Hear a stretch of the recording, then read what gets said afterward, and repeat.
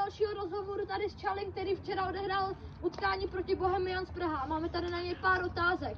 Takže, jak se ti včera hrálo? Jo, hrál jsem mi dobře, ale Bohemka byla jako celkem dobrá, ale naštěstí jsme si s tím nějak poradili. Dobře, dal jsi góla nebo asistenci? Dal jsem jednu asistenci a mohl jsem dát golman, ale právě jak jsem říkal, golman to pěkně vychytal.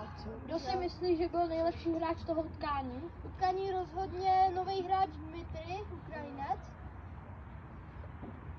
No a kdo si myslí, že si tam vzadu poradil jako s útočníkama Bohemky?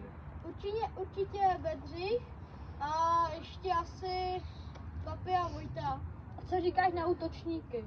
Útočníky ty taky byly dobrý, například Jechyňota tam dobře zandal, potom i Mára vlastně dal jednoho góla, Sam taky to tam dobře tahal, takže jako jsem spokojený se všema. Takže příště se těšte na další rozhovor, hrajeme proti Povltavský. A dejte like!